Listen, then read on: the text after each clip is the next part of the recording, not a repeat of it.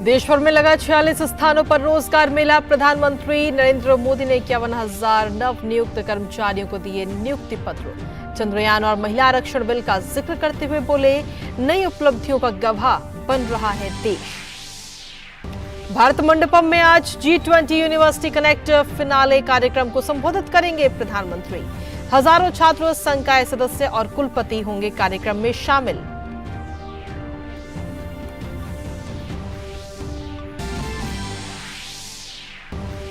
कावेरी नदी का पानी तमिलनाडु को देने के खिलाफ आज बेंगलुरु बंद। शहर में धारा 144 लागू। किसान संगठन ने बेंगलुरु के फ्रीडम पार्क में किया विरोध प्रदर्शन।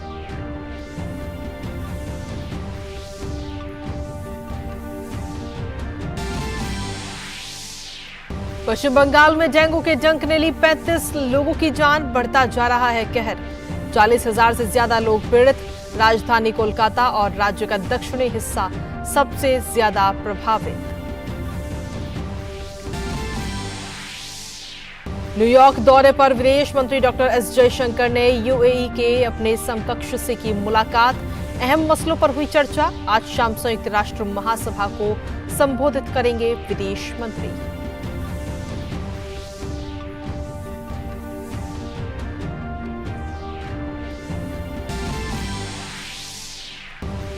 भारत के खिलाफ कनाडा के प्रधानमंत्री के आरोपों पर भड़के श्रीलंका के विदेश मंत्री। कहा, आतंकियों के लिए सुरक्षित ठिकाना बन गया है कनाडा।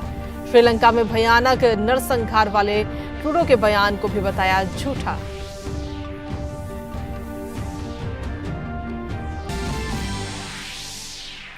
और चीन के हांगजू में चल रहे 19वें एशियाई खेलों में भारतीय तलवारबाज भवानी देवी को क्वार्टर फाइनल में मिली हार। वहीं भारतीय पुरुष हॉकी टीम ने सिंगापुर को 16-1 से दी मात।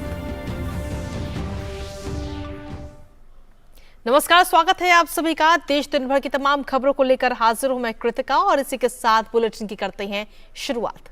प्रधानमंत्री नरेंद्र मोदी ने आज वीडियो कॉन्फ्रेंसिंग के जरिए 51,000 नव नियुक्त अभ्यर्थियों को नियुक्ति पत्र वितरित किए। रोजगार मेला देश भर में 46 स्थानों पर आयोजित किया जा रहा है, जहां केंद्र सरकार के विभागों के साथ साथ राज्य सरकारों और केंद्र शासित प्रदेशों में भर्तियां हो रही हैं। देश भर से नई भर्तियों में चयनित होने वाले अभ्यर्थी डाक विभाग, भारतीय लेखा परीक्षा और लेखा विभाग, परमाणु ऊर्जा विभाग, राजस्व विभाग, उच्च शिक्षा विभाग, रक्षा मंत्रालय, स्वास्थ्य और परिवार कल्याण मंत्रालय सहित विभिन्न मंत्रालयों और विभागों में अपनी सेवाएं देंगे। रोजगार मेला रोजगार सृजन को सर्वोच्च प्राथमिकता देने के प्रधानमंत्री मोदी की प्रतिबद्धता को पूरा करने की दिशा में एक महत्वपूर्ण कदम है। इस अवसर पर प्रधानमंत्री ने नवनियुक्त अभ्यर्थियों को संबोधित भी किया और कई ऐसी बातें उनसे कहीं जो उनके जीवन में प्रेरणा देने का काम करेंगी। नई संसद में देश के नए भविष्य की शुरुआत हुई है। साथियों, आज इस रोजगार मेले में भी हमारी बेटियों को बड़ी संख्या में नियुक्ति पत्र मिले हैं। आज भारत की बेटियां स्पेस से स्पोर्ट तक अनेक नए कीर्तिमान बना रही है। मुझे नारी शक्ति की इस सफलता पर बहुत बहुत गौरव होता है। सरकार की नीति भी यही है कि नारी शक्ति के लिए नए नए द्वार खोल दे जाएं। हमारी बेटियां अब देश के सशस्त्र बलों में कमीशन लेकर राष्ट्र सेवा के रास्ते पर आगे बढ़ रही है। हम सभी का अनुभव है कि नारी शक्ति ने हमेशा नई ऊर्जा के साथ हर क्षेत्र में बदलाव किया है। हमारी आधी आबादी के लिए सरकार का सुशासन और बेहतर हो, इसके लिए आपको नए आइडियाज पर काम करना चाहिए। आज 21वीं सदी के भारत की आकांक्षा है बहुत ऊंची है। हमारे समाज की सरकार से अपेक्षाएं बहुत ज्यादा है। आप खुद देख रहे हैं कि नया भारत आज क्या कमाल कर रहा है। ये वो भारत है जिसने कुछ दिनों पहले चंद्रमा पर अपना तिरंगा लहराया है। इस नए भारत के सपने बहुत ऊंचे हैं। देश ने 2047 तक विकसित भारत बनने का संकल्प लिया है। अगले कुछ वर्षों में हम तीसरी सबसे बड़ी इकोनॉमी बनने वाले हैं। आज जब देश में इतना कुछ हो रहा है तो उसमें हर सरकारी कर्मचारी की भूमिका बहुत ज्यादा बढ़ने वाली है। जो गैजेट्स आपके पेरेंट्स मुश्किल से ऑपरेट कर पाते हैं, आपने खिलौनों की तरह उनका इस्तेमाल किया है। टेक्नोलॉजी से इस सहजता को अब आपको अपने कार्यक्षेत्र में इस्तेमाल करना है। तो प्रधानमंत्री नरेंद्र मोदी इस पूरे कार्यक्रम में वर्चुअली तौर पर जुड़े और इसी पर अधिक जानकारी देने के लिए हमारे साथ में हमारे संवाददाता बेंगलुरु से आयशा खानम और मुंबई से श्यामा मिश्रा हमारे साथ जुड़ रही हैं। सबसे पहले आयशा, आपसे मेरा सीधा सवाल है कि जिस तरीके से आज पूरा ये कार्यक्रम रखा गया, इस कार्यक्रम के जरिए 51,000 युवाओं को नियुक्ति पत्र दिए गए। सीधे तौर पर रोजगार के क्षेत्र में एक और कदम केंद्र सरकार की तरफ से आज बढ़ाया गया है। जी हाँ, बिल्कुल। देखिए, 9वीं बार है पोस्टल विभाग जो है इस रोजगार मेला का जो है कोऑर्डिनेशन कर रहा है और रोजगार विभाग की तरफ से यहाँ पर बैंगलोर के ज्ञान ज्योति ऑडिटोरियम में इस वक्त रोजगार पत्र दिए जा रहे हैं युवाओं को। और बैंगलोर के अलावा कर्नाटक में हुबली और मैसूर में भी आज एक साथ रोजगार पत्र दिए जा रहे हैं। देखिए, खास बात यह है कि प्रधानमंत्री नरेंद्र मोदी ने जैसे संबोधन में बताया कि कैसे ये जो रोजगार पत्र दिए जा रहे हैं महज ये नौकरी के लिए, रोजगार के लिए पत्र नहीं है, बल्कि ये रोजगार पत्र इन युवाओं के लिए कर्मयोगी बनने का एक जरिया है, एक रास्ता है। क्योंकि प्रधानमंत्री नरेंद्र मोदी हमेशा से ये कहते रहे हैं कि न्यू इंडिया की नींव अगर भारत में है तो वो इन युवाओं के हाथ में है, जो इस तरह के रोजगार पत्र आज हासिल कर वो अपने अपने जो नए नियुक्ति पोस्ट हैं उन पर जाएंगे और वहां वो अपने ड्यूटीज को निभाएंगे और उसके बाद भारत के न्यू इंडिया के निर्माण में उनका जो योगदान होगा और वो एक कर्मयोगी के तौर पर इस पूरे देश की एक कड़ी के साथ जुड़ेंगे, ये बहुत अहमियत रखता है। तो महज रोजगार पत्र का मतलब ये नहीं कि आप अपना अपॉइंटमेंट लेटर ले जाएं और ऑफिस पहुंच जाएं। तो इसके साथ साथ कई जिम्मेदारियों का एहसास प्रधानमंत्री नरेंद्र मोदी ने कराया है। तो बैंगलोर में आज जो अलग अलग जगहों पर रोजगार पत्र दिए जा रहे हैं ये पोस्टल विभाग के हैं। कई अध्यापक हैं, निमांस में कुछ डॉक्टर्स के लिए नियुक्ति हो रही है। तो खास बात यह है कि इन जगहों पर जहां रोजगार पत्र इन लोगों को मिल रहे हैं, इनमें से कई युवक ऐसे हैं जो दूर दराज के ग्रामीण इलाकों से आते हैं। कई महिलाएं हैं, कई लड़कियां हैं जो दूर दराज ग्रामीण इलाकों से आती हैं और उन्हें ये रोजगार मिलना, उनका सपना पूरा होना है, उनके परिवार का सपना पूरा करना है। तो ये बहुत ही अहमियत रखता है इन युवाओं के लिए। और ऐसे में प्रधानमंत्री नरेंद्र मोदी का संबोधन और प्रधानमंत्री ये रोजगार पत्र दिए जाने के मौके पर उन्हें जो एक गाइडेंस देते हैं, ये इनके लिए बहुत वैल्यू एडिशन होता है। और इस तरह से कर्नाटक में कई जगहों पर रोजगार पत्र का आज डिस्ट्रीब्यूशन हो रहा है इन तीनों जगहों पर और कई युवक, करीब 650 युवक जो है आज रोजगार पत्र यहां से हासिल करेंगे। बिल्कुल आयशा, और साथ ही श्यामा भी इस वक्त हमारे साथ में मुंबई से जुड़ी हैं और राजेश राज भी इस वक्त हमारे साथ जुड़े हुए हैं। श्यामा, आपके पास आना चाहेंगे। जिस तरीके से देखा जाए तो मुंबई में भी ये पूरे कार्यक्रम का आज आयोजन हुआ, प्रधानमंत्री वर्चुअली तौर पर जुड़े। प्रधानमंत्री का जो संबोधन रहा उसमें खास बात ये रही कि प्रधानमंत्री जब भी कुछ कहते हैं युवाओं के लिए या देश के छात्र छात्राओं के लिए, तो ये चीज उनके लिए एक टिप्स के तौर पर काम करती है। और आज एक बार फिर से उन युवाओं को टिप्स दिए जो आगे आने वाले भविष्य में कहीं ना कहीं बहुत ज्यादा काम आने वाले हैं इन सभी युवाओं के लिए।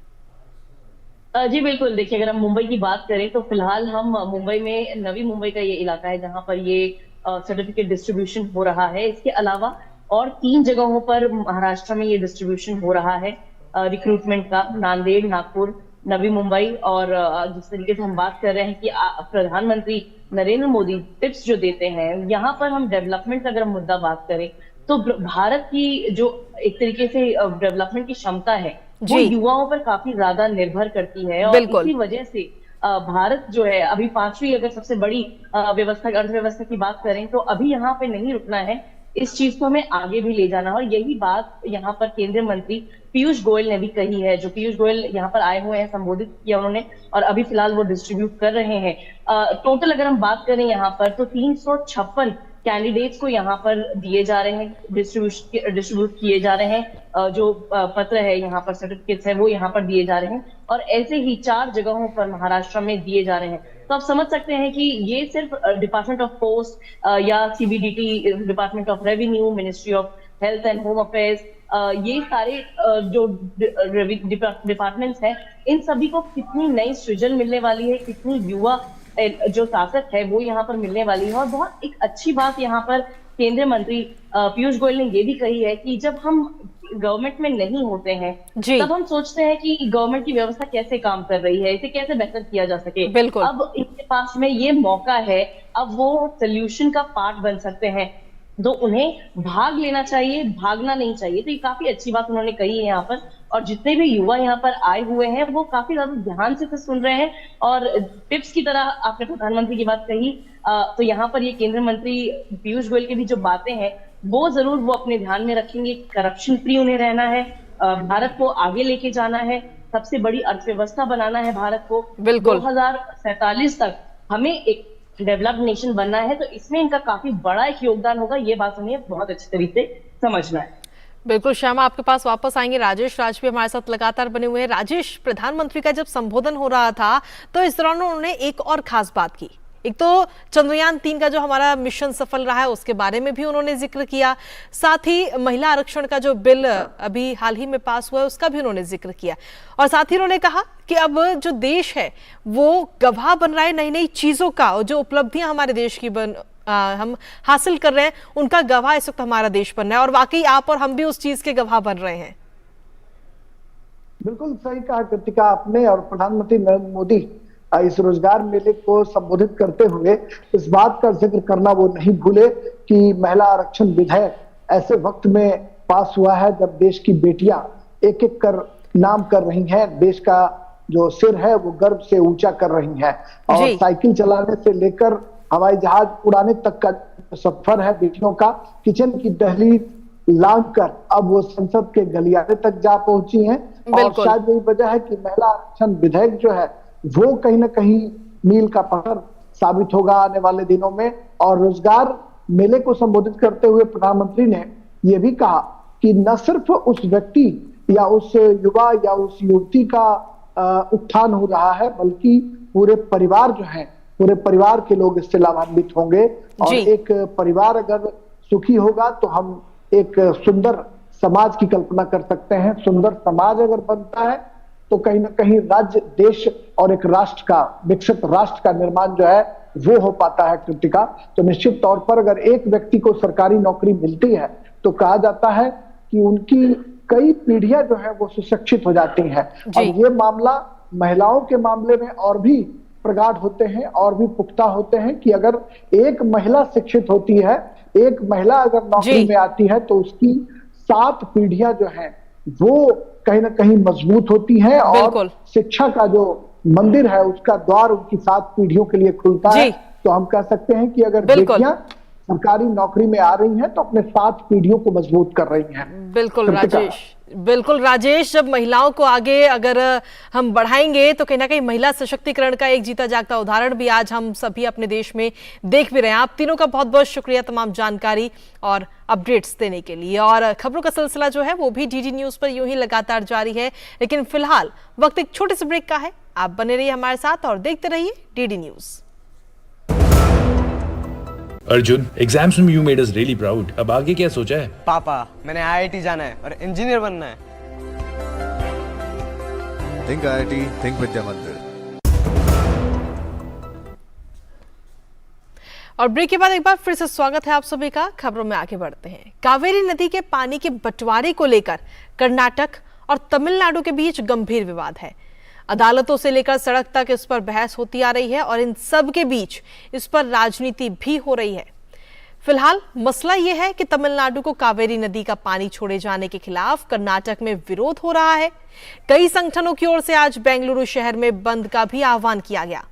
शहर में कानून व्यवस्था और शांतिपूर्ण बंद के मद्देनजर आधी रात्रि से ही धारा 144 लागू कर दी गई। स्कूल कॉलेजों में आज छुट्टी है और बेंगलुरु विश्वविद्यालय ने अपनी सारी परीक्षाएं भी स्थगित कर दी हैं, लेकिन बेंगलुरु मेट्रोपॉलिटन ट्रांसपोर्ट कॉरपोरेशन के सभी रूट चालू रहेंगे। इन सब के बीच कर्नाटक के मुख्यमंत्री सिद्धारमैया ने कहा कि उनकी सरकार प्रदर्शनकारियों को नहीं रोकेगी, लेकिन शांति व्यवस्था बनी रहनी चाहिए। राज्य सरकार की ओर से यह भी कहा गया कि वो सुप्रीम कोर्ट में सुनवाई के दौरान अपनी ठोस दलीलें पेश करेगी। कुल मिलाकर सुप्रीम कोर्ट में फिलहाल मामला विचाराधीन है। और इसी पर ताजा अपडेट देने के लिए हमारे साथ में हमारी संवाददाता आयशा खानम इस वक्त हमारे साथ जुड़ी हुई हैं। सीधा उन्हीं का रुख कर लेते हैं। आयशा, अभी फिलहाल बेंगलुरु में किस तरीके की स्थिति देखने को मिल रही, जिस तरीके से बंद का आह्वान आज किया गया है और साथ ही धारा 144 भी लगाई गई है? जी हाँ, देखिए पिछले 2 हफ्ते में बेंगलुरु में ये दूसरा बंद है कावेरी के पानी के बंटवारे को लेकर, और ये बहुत ही भावुक मुद्दा होता है कर्नाटक और तमिलनाडु के बीच में, क्योंकि ये जो मसला है कावेरी का पानी का बंटवारा दोनों राज्यों के बीच में, ये करीब 50 साल पुराना है और लगातार ये सुप्रीम कोर्ट में अभी भी चल रहा है। तो ऐसे में इस वक्त जब कावेरी वाटर रेगुलेटिंग अथॉरिटी ने कर्नाटक को 5000 क्यूसेक पानी छोड़ने के लिए कहा, तो कर्नाटक के किसान भड़क गए, क्योंकि कर्नाटक में इस समय बारिश की कमी है, मानसून फेल हो चुका है। इसके चलते कर्नाटक के डैम्स में पानी नहीं है। ऐसे में तमिलनाडु को 5000 क्यूसेक पानी छोड़ना, इसका मतलब ये हुआ कि बेंगलोर में पीने के पानी की किल्लत होगी, पीने का पानी नहीं बचेगा। तो ऐसे में दूसरी तरफ तमिलनाडु के किसान भी ये मांग कर रहे हैं कि उनके लिए कावेरी का पानी बेहद जरूरी है, क्योंकि उनकी फसल बर्बाद हो जाएगी। तो ऐसे में ये बंद का जो ऐलान किया गया है उसका पूरा असर देखा जा रहा है बेंगलुरु में। जैसे कि मैंने बताया, ये मुद्दा भावुक मुद्दा होता है और इसका कई संगठन समर्थन कर रहे हैं। हालांकि शांतिपूर्ण है अभी तक। सड़कों पर आप देख सकते हैं, ये बहुत ही बिजी सड़क है, बेंगलोर की सेंट्रल यूनिवर्सिटी की सड़क है, लेकिन आज इस बंद के समर्थन में कई बसेस जो सड़कों पर नहीं है, लेकिन कर्नाटक सरकार ने पूरा आश्वासन दिया है कि सरकारी बसेस अगर सड़कों पर चलती हैं तो वो उन्हें सुरक्षा दी जाएगी। तो स्कूल्स कॉलेजेस बंद हैं। बेंगलुरु यूनिवर्सिटी के जो बीए और बीएससी के एग्जाम्स होना था उन्हें पोस्टपोन कर दिया गया है, और कई होटल्स बंद हैं, क्योंकि होटल मालिकों ने इस बंद का समर्थन पूर्ण रूप से किया है। तो फिलहाल शांतिपूर्ण बंद है और कर्नाटक में खासकर बेंगलोर में सेक्शन 144 लागू किया गया है और ये शाम रात तक के 12 बजे तक यहाँ पर लागू रहेगा। तो इस वक्त जो बंद का कॉल दिया था जो किसान संगठनों के नेता कुरबुर शांता कुमार, उन्हें गिरफ्तार किया गया है और इस वक्त जो संगठन है वो शांतिपूर्ण तरीके से मार्च करते हुए बेंगलोर के फ्रीडम पार्क और टाउन हॉल के पास इकट्ठा हो रहे हैं और लोगों को अपनी समस्या बता रहे हैं कि कैसे पानी के बंटवारे की जो समस्या है, कावेरी के पानी का जो मुद्दा 50 साल पुराना मुद्दा है, इसको जल्दी से जल्दी सुलझा लिया जाए और कोर्ट कचहरी के बाहर बिना राजनीतिक तोलमोल के इस मुद्दे को सुलझा लिया जाए, ताकि आम आदमी को इससे आगे चलकर दिक्कत ना हो। आयशा, अगर सरकार की बात करें तो सरकार की तरफ से क्या कुछ रुख हमें अभी तक देखने को मिल रहा है इस पूरे मामले को लेकर? देखिए, सरकार लगातार कोशिश कर रही है कि कावेरी का जो मसला है उसे जल्द से जल्द सुप्रीम कोर्ट में इसका परमानेंट सोल्यूशन मिले।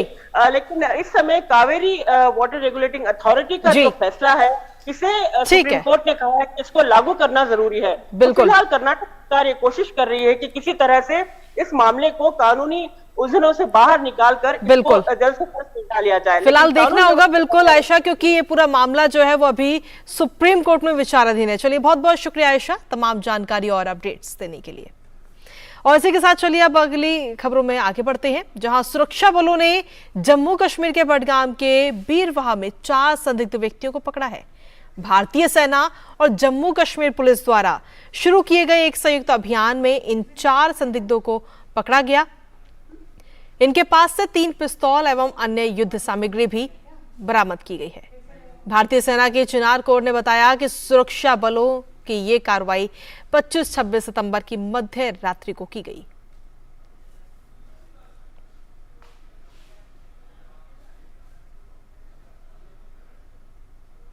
वहीं इंटरपोल ने प्रतिबंधित आतंकवादी संगठन बब्बर खालसा इंटरनेशनल के करणवीर सिंह के खिलाफ रेड कॉर्नर नोटिस जारी किया है। ऐसा माना जाता है कि करणवीर पाकिस्तान में छिपा हुआ है। इंटरपोल पोर्टल के अनुसार 38 साल के करणवीर सिंह मूल रूप से पंजाब के कपूरथला जिले का रहने वाला है। करणवीर भारत में वांछित आतंकी है। उस पर आपराधिक साजिश रचने, हत्या, शस्त्र अधिनियम और विस्फोटक पदार्थ अधिनियम, आतंकी फंडिंग करने, साजिश रचने और आतंकवादी गिरोह का सदस्य होने सहित कई मामले दर्ज हैं। दरअसल रेड कॉर्नर नोटिस किसी देश से भागे हुए अपराधी को ढूंढने के लिए जारी किया जाता है। यह अंतर्राष्ट्रीय गिरफ्तारी का वारंट नहीं होता। यह सिर्फ दुनिया भर के देशों को उस शख्स के अपराध की जानकारी देता है। रेड कॉर्नर नोटिस के जरिए पकड़े गए अपराधी को उस देश में वापस भेज दिया जाता है जहां उसने अपराध किया होता है।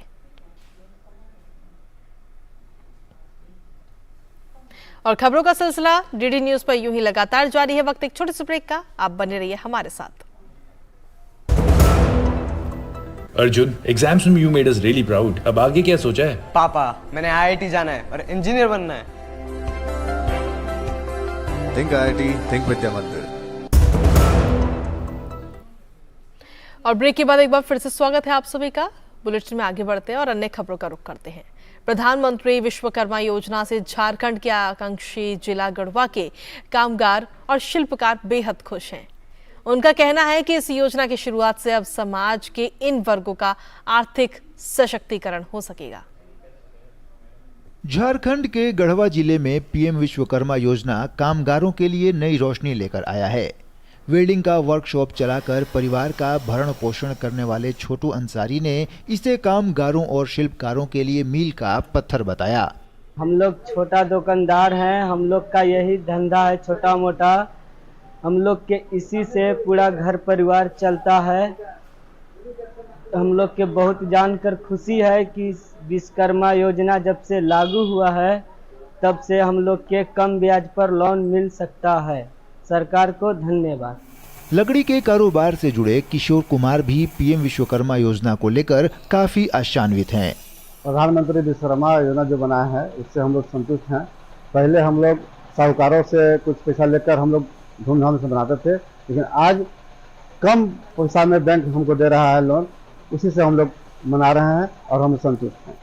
कांच को आकार देकर अपना जीविकोपार्जन करने वाले ओम प्रकाश केसरी ने कहा कि ये योजना छोटे और मध्यम वर्ग के शिल्पकारों को सेठ और साहूकारों से आजादी देने वाली योजना है।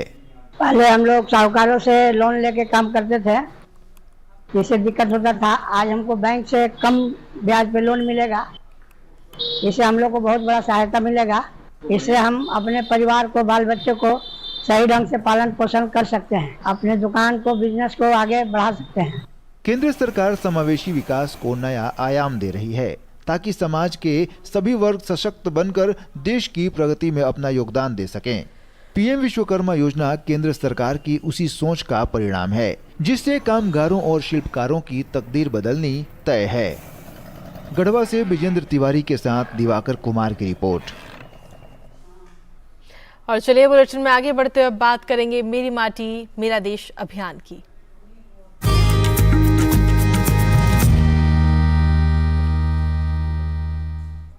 दरअसल मेरी माटी मेरा देश अभियान के तहत महाराष्ट्र में बड़े पैमाने पर कार्यक्रम हो रहे हैं, जहां जनप्रतिनिधियों के साथ साथ आम लोग भी इसमें बढ़ चढ़कर हिस्सा ले रहे हैं। दिखाते हैं इस रिपोर्ट में। मेरी माटी मेरा देश अभियान के दूसरे चरण में महाराष्ट्र के चंद्रपुर नगर निगम में 3 अमृत कलश रथ घुमाए जा रहे हैं। इस मौके पर राज्य सरकार में मंत्री सुधीर मुनगंटीवार ने सपरिवार अमृत कलश रथ का स्वागत किया और मिट्टी अर्पित कर शहीदों को नमन किया। अमृत कलश में मिट्टी अर्पित करने वालों में विधायक किशोर जोरगेवार और जेडपी के सीईओ विवेक जॉनसन भी शामिल रहे। राष्ट्रव्यापी मेरी माटी मेरा देश अभियान के तहत नासिक के संसारी गांव में भी अमृत कलश यात्रा निकाली गई। इसमें ग्रामीणों ने हिस्सा लिया और कलश में मिट्टी और चावल अर्पित किए। इस अवसर पर विद्यालय के छात्र छात्राओं ने भारत माता की वेशभूषा धारण की और गांव में मृदंगम के साथ नृत्य करते हुए यात्रा पूरी की। नेहरू युवा केंद्र और एनएसएस विभाग ने जालना के एक स्कूल में मेरा माटी मेरा देश अभियान शुरू किया। स्कूल में पंडित दीनदयाल उपाध्याय की जयंती भी मनाई गई। इस अवसर पर कॉलेज के प्रत्येक छात्र द्वारा लाई गई मिट्टी को पवित्र कलश में एकत्र किया गया। देश के कोने कोने से मिट्टी लेकर अमृत कलश यात्रा देश की राजधानी दिल्ली पहुंचेगी, जिससे राष्ट्रीय युद्ध स्मारक के पास अमृत वाटिका बनाई जाएगी। ये अमृत वाटिका एक भारत श्रेष्ठ भारत का भी भव्य प्रतीक बनेगी। चंद्रपुर, जालना, नासिक से डीडी न्यूज के लिए श्यामा मिश्रा की रिपोर्ट।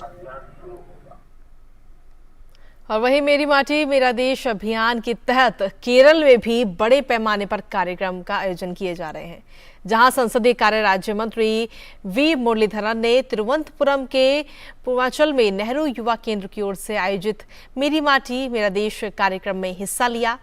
उन्होंने एक सैनिक के घर जाकर अमृत कलश यात्रा के लिए मिट्टी इकट्ठा की। उन्होंने कहा कि हमारे देश के लिए जान कुर्बान करने वालों को देश हमेशा याद रखेगा और राष्ट्रीय युद्ध स्मारक के पास बनाई जाने वाली अमृत वाटिका उनके सर्वोच्च बलिदान को श्रद्धांजलि देगी। वहीं मेरी माटी मेरा देश अभियान में देश के अलग अलग हिस्सों में लोगों की बड़ी संख्या में भागीदारी इस वक्त देखने को मिल रही है। हरियाणा के कैथल जिले में स्कूल में आयोजित कार्यक्रम में लोगों ने बढ़ चढ़कर हिस्सा लिया। देखिए इस रिपोर्ट में। भारत माता की जय, भारत माता की जय, मेरी माटी मेरा देश, मेरी माटी मेरा देश, वंदे। मेरी माटी मेरा देश अभियान पूरे देश में उत्साह के साथ मनाया जा रहा है। इसी क्रम में हरियाणा के कैथल जिले के गोहला उपमंडल के सरकारी स्कूल में भी कार्यक्रम का आयोजन किया गया। मेरी माटी मेरा देश के दूसरे चरण के तहत स्कूल के छात्र छात्राओं, एनसीसी कैडेटों ने अमृत कलश को नमन किया और अमृत कलश में माटी अर्पित की। महान स्वतंत्रता सेनानियों और क्रांतिकारियों को पुष्पांजलि अर्पित करने वालों में नेहरू युवा केंद्र के पदाधिकारी, पुलिसकर्मी, समाजसेवी, स्कूल के शिक्षक और छात्र भी शामिल रहे। अमृत कलश यात्रा निकाली जा रही है। हर गांव से मिट्टी एक कलश में एकत्रित कर दिल्ली ले जाई जाए। ये हमारे वॉलंटियर्स इस कलश को कर्तव्य पथ पर लेकर जाएंगे, जहां पर हमारे जितने भी देश के शहीद हैं उनकी याद में एक अमृत वाटिका बनाई जाएगी, जहां पर पौधारोपण कर हर शहीद के नाम से एक पौधा लगाया जाए। कोई भी जो मजबूत राष्ट्र या समाज, मजबूत समाज होता है, वो वापिस अपने मजबूती के जो फल होते हैं वो उसके नागरिकों को वापस प्राप्त होते हैं। जिंदगी समृद्ध होती है और समृद्ध जिंदगी ही एक सुखी मानव जीवन के लिए अच्छी चीज है। मेरा देश, इस मौके पर देशभक्ति के कई सांस्कृतिक कार्यक्रम भी प्रस्तुत किए गए। छात्रों और एनसीसी कैडेटों ने भारत माता की जय घोष के साथ कार्यक्रम में हिस्सा लिया और राष्ट्रीय ध्वज के साथ रैली भी निकाली। भारत माता की जय, भारत माता की जय, मेरी माटी मेरा देश। गांव-गांव से मिट्टी इकट्ठी की जा रही है, कलश यात्रा का आयोजन किया जा रहा है और उस क्षेत्र के शहीदों के बारे में बच्चों को जानकारी दी जा रही है, ताकि आपको ये जान सको कि हम किन शहीदों के कारण आज एक आजाद देश की हवा में सांस ले पा रहे हैं। प्रधानमंत्री के आह्वान पर मेरी माटी मेरा देश अभियान से पूरे देश की जनता बड़ी निष्ठा और उत्साह के साथ जुड़ रही है। मेरी माटी मेरा देश अभियान का उद्देश्य लोगों में एकता और अखंडता की भावना को मजबूत कर मातृभूमि की रक्षा के प्रति भावना को उत्पन्न करना है। Bureau report, TD news. वहीं मेरी माटी मेरा देश कार्यक्रम गिरिडीह में जन आंदोलन का रूप लेता नजर आ रहा है। जनप्रतिनिधियों के साथ साथ आम लोग भी इसमें बढ़ चढ़कर हिस्सा ले रहे हैं। आपको दिखाते हैं यहाँ की खास रिपोर्ट। मेरी माटी मेरा देश अभियान को लेकर झारखंड के गिरिडीह जिले में भी खास उत्साह देखने को मिला। गिरिडीह से भाजपा के पूर्व विधायक निर्भय कुमार शाहबादी के नेतृत्व में कार्यकर्ताओं ने शहरी क्षेत्र में घर घर घूमकर अमृत कलश यात्रा के लिए मिट्टी जमा की। हमारे देश में पहली बार जो हमारे सैनिकों ने अपने जान देश की रक्षा के लिए निछावर किया है, उनकी याद में पौधारोपण करने का ये अनोखा प्रयोग है। इससे देशवासियों में एकता का संचार होगा। गिरिडीह जिले के बेंगाबाद प्रखंड के खरगडीहा में मुखिया सुनीता देवी ने स्कूली बच्चों को मेरा माटी मेरा देश अभियान को लेकर जागरूक किया, तो पूर्व मुखिया महेंद्र प्रताप वर्मा ने भी लोगों से इस अभियान से जुड़ने की अपील की। मेरा माटी मेरा देश का जो कार्यक्रम है, इसमें हम लोग पूरे मोहल्ला से देश में झारखंड के हर घर से माटी हम लोग संग्रह कर रहे हैं, जो दिल्ली जाएगी। वहाँ पे एक अमृत वाटिका का निर्माण होना है। देश के हर एक जो शहीद हुए हैं हमारे देश के लाल, उनके नाम से वृक्षारोपण होगा। प्रधानमंत्री नरेंद्र मोदी के आह्वान पर न केवल भाजपा के कार्यकर्ता बल्कि आम आदमी भी इस कार्यक्रम से जुड़कर अपने आप को गौरवान्वित महसूस कर रहे हैं। डीडी न्यूज के लिए गिरिडीह से रमेश प्रभाकर के साथ दिवाकर कुमार की रिपोर्ट। मेरी माटी मेरा देश अभियान के तहत मथुरा और हिमाचल प्रदेश के सिरमौर जिले में भी अभियान चलाया गया। यहां अमृत कलश यात्रा निकालकर घर घर से मिट्टी को इकट्ठा किया गया। इस दौरान लोगों में काफी उत्साह और देशभक्ति की भावना भी सीधा नजर आ रही है।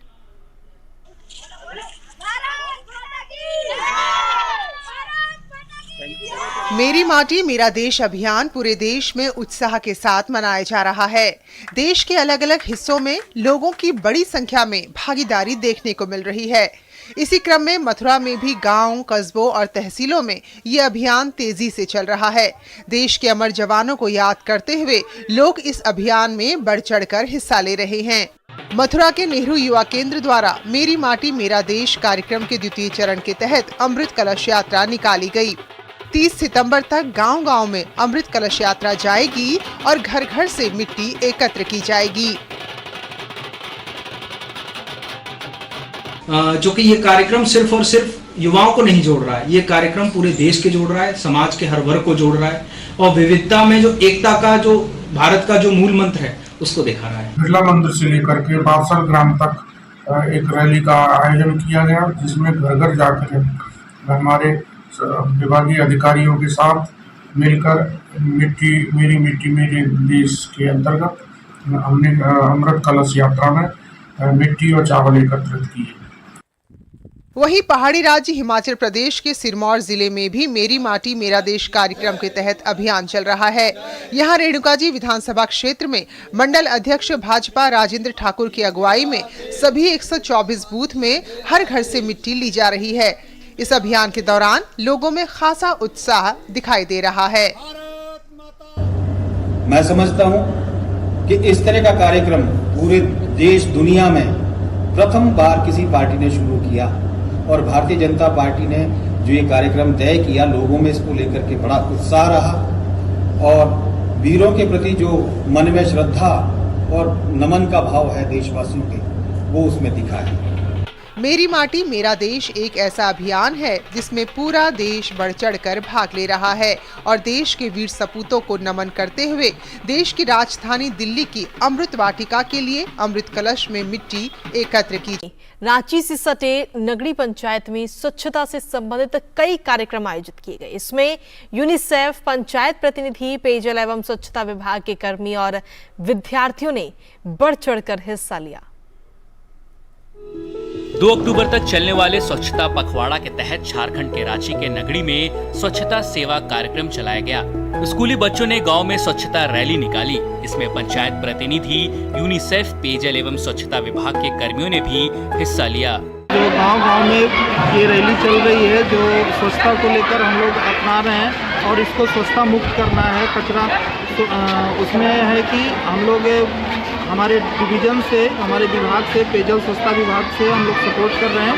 इसमें है कि सोकपिट बन रहा है, नाडे बन रहा है, जल स्रोत के लिए सोख्ता गड्ढा का निर्माण हो रहा है और प्लास्टिक निपटान के लिए हम लोग बम्बो स्ट्रक्चर्स बनवा रहे हैं। इस दौरान लोगों को स्वच्छता के प्रति जागरूक भी किया गया। कार्यक्रम में मौजूद नगरी पंचायत के मुखिया, पंचायत समिति सदस्य और जल सहिया ने कहा कि ग्रामीण इलाकों में भी इस तरह के आयोजन से लोगों में स्वच्छता के प्रति जागरूकता बढ़ी है। बहुत ही अच्छा पहल है सरकार के माध्यम से, और ये पखवाड़ा पहले स्वच्छता की जागरूकता के तहत शहरों में ज़्यादातर देखा जाता था, लेकिन वर्तमान स्थिति में गाँवों को, छोटे छोटे कस्बों को भी जोड़ा जा रहा, ताकि लोगों में ये जो उदासीनता थी वो हट के अच्छे तरीके से इसके प्रति जागरूकता हो पाए। स्वच्छता रैली में नगरी उत्क्रमित मध्य विद्यालय के विद्यार्थियों में खूब उत्साह दिखा। विद्यार्थी भी अब स्वच्छता के प्रति जागरूक नजर आ रहे हैं। 15 सितंबर से 2 अक्टूबर तक स्वच्छता पखवाड़ा चल रहा है। उसके तहत हमारे विद्यालय में भी स्वच्छता पखवाड़ा चल रहा है। हमारे विद्यालय में साफ सफाई हो रही है, पानी पे ध्यान देना, कचरा का निपटान करना, प्लास्टिक की कम से कम प्लास्टिक के उपयोग करना। आज हम लोग कुछ ड्राइंग, निबंध ये सब बनाए और लड़कियों को भी इसके तहत इसके ज़्यादा ज़रूरी इसको रखना चाहिए, क्योंकि स्वस्थ शरीर में ही स्वस्थ मस्तिष्क का निवास होता है। स्कूली बच्चों के बीच स्वच्छता संबंधित पेंटिंग्स एवं निबंध प्रतियोगिता का आयोजन किया गया। विजेताओं को प्रतिनिधियों द्वारा सम्मानित किया गया। रांची से दिवाकर कुमार, डीडी न्यूज। और चलिए अब बुलेटिन में अन्य खबरों का भी रुख कर लेते हैं, जहां गृह मंत्रालय ने गैर सरकारी संगठनों के लिए वार्षिक रिटर्न भरने से संबंधित नियमों में बदलाव किए हैं। इसके तहत उन्हें प्रतिवर्ष विदेशी रकम के उपयोग से हासिल की गई चल और अचल संपत्तियों का ब्यौरा देने के लिए कहा गया है। विदेशी योगदान विनियम अधिनियम के अंतर्गत ये बदलाव किए गए हैं। मंत्रालय ने नियमों में बदलाव करते हुए 2 नए प्रावधान जोड़े हैं और इसके अंतर्गत प्रत्येक वित्त वर्ष में 31 मार्च तक मिले विदेशी चंदों से खरीदी गई चल संपत्तियों का पूरा ब्यौरा देना होगा। इसके साथ ही वित्त वर्ष में 31 मार्च तक विदेशी योगदान से अर्जित अचल संपत्तियों का विवरण भी फॉर्म FC4 में देना होगा।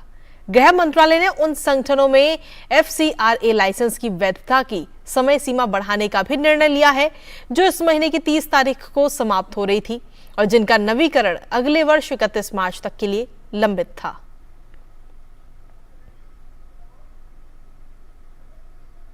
वहीं रक्षा मंत्री राजनाथ सिंह ने आज नई दिल्ली में Indo Pacific army chief conference में कहा कि प्रधानमंत्री नरेंद्र मोदी ने इंडो पैसिफिक के लिए 5S का मंत्र दिया है, जिसमें आपसी सम्मान, संवाद, सहयोग, शांति और समृद्धि शामिल है। The Indo-Pacific region has emerged as a pivotal geopolitical and strategic concept in recent years, transforming from a primarily maritime concept into a comprehensive strategic framework. This transformation underscores the evolving dynamics in one of the most economically vibrant and strategically significant regions of the world. Our Honorable Prime Minister has aptly said, our engagement in the Indo-Pacific is based on 5 yes in Hindi. Samman, that is respect. Samvad, that is dialogue. Sahyog, that is cooperation. Shanti, that is peace. And Samriddhi, that is prosperity.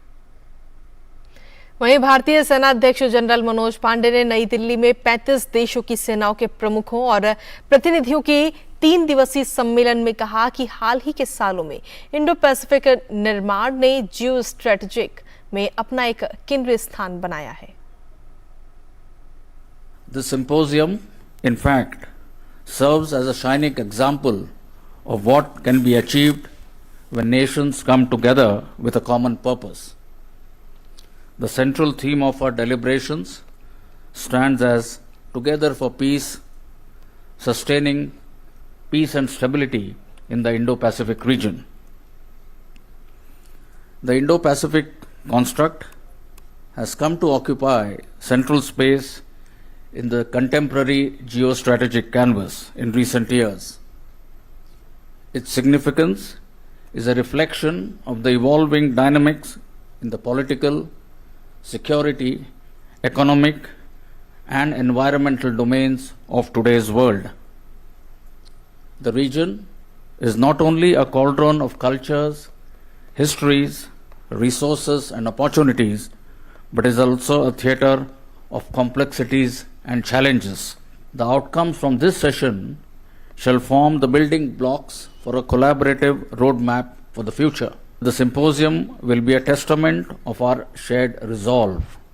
Also, that our discussions will be fruitful, leading to our partnerships and vision from the Indo-Pacific becoming stronger and more enduring. वहीं विदेश मंत्री doctor S Jaishankar आज संयुक्त राष्ट्र महासभा में अपना संबोधन देंगे, जो कई मायनों में बेहद खास और महत्वपूर्ण साबित होगा। इससे पहले विदेश मंत्री ने न्यूयॉर्क में संयुक्त अरब अमीरात के अपने समकक्ष शेख अब्दुल्ला बिन जायद अल नाहयान से मुलाकात की। इस मुलाकात के बाद जयशंकर ने ट्वीट कर कहा कि वो दोनों ही देशों के द्विपक्षीय सहयोग में प्रगति की सराहना करते हैं और क्षेत्रीय एवं वैश्विक मुद्दों पर दृष्टिकोणों के नियमित आदान प्रदान को महत्व देते हैं।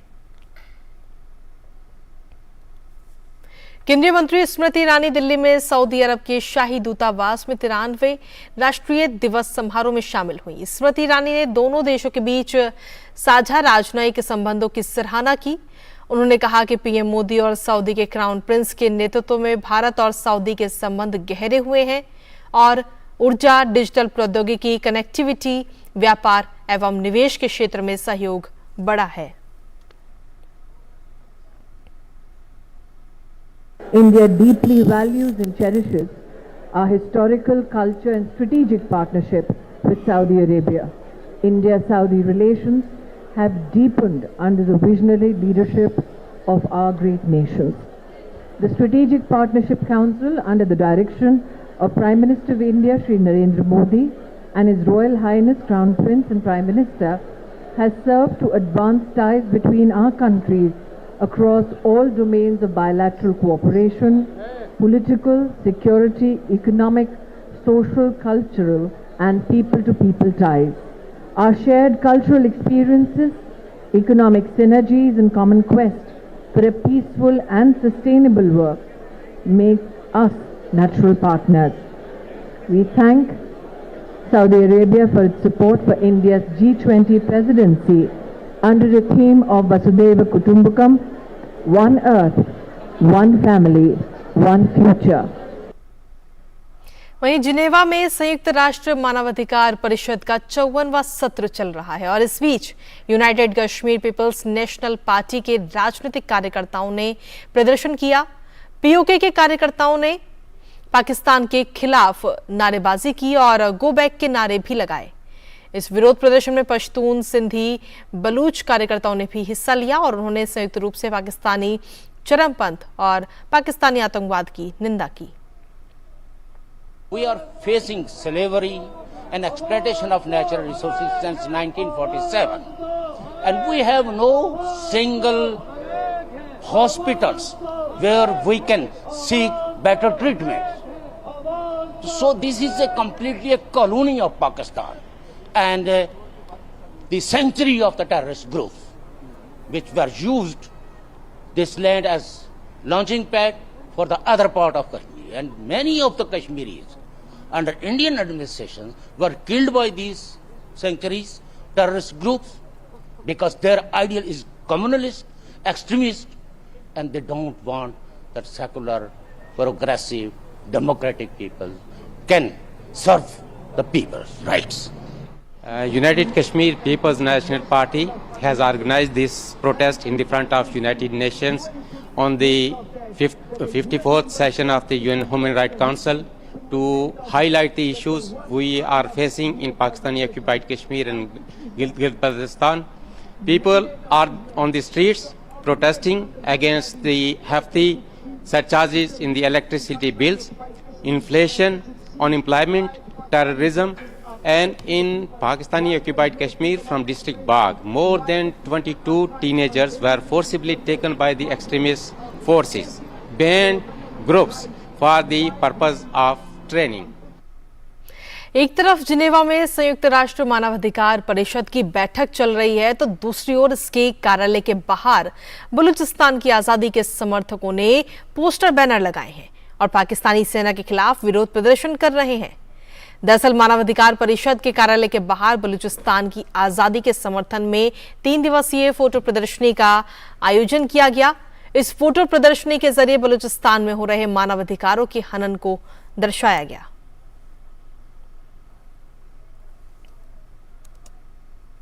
We are here at front of United Nations. The main objective of us to be here and organizing this poster and banner exhibition to seek the attention of UN bodies and UN member states towards Balochistan, where the Pakistani army is abusing the fundamental rights of the people on a daily basis. And every day we receive through social media information that the people have been kidnapped, and then also we are receiving information that those who have been abducted by the Pakistani army is killing them and throwing their dead bodies in different areas. Sometimes we receive them on streets, sometimes on roadsides. और चलिए अब बात करते हैं खेलों की। तलवारबाजी में क्वार्टर फाइनल मैच में भवानी देवी को हार का सामना करना पड़ा है। भारत की भवानी देवी को महिलाओं की सेबर व्यक्तिगत स्पर्धा के क्वार्टर फाइनल में चीन की शाओ याकी के खिलाफ 7-15 से हार का सामना करना पड़ा। हार से पहले भारतीय खिलाड़ी का 6 मैचों में अजेय प्रदर्शन रहा था।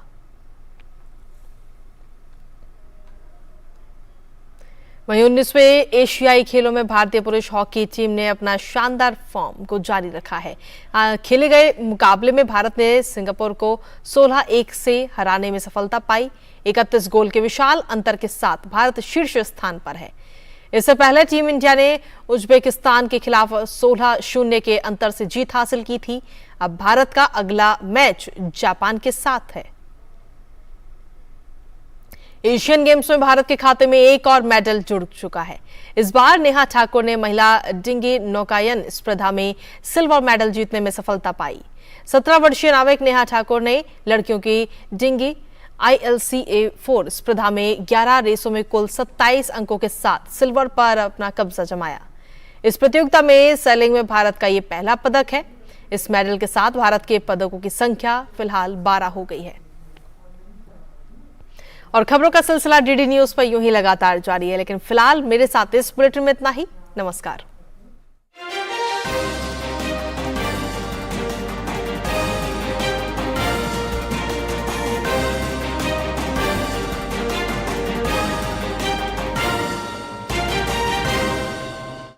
नमस्कार।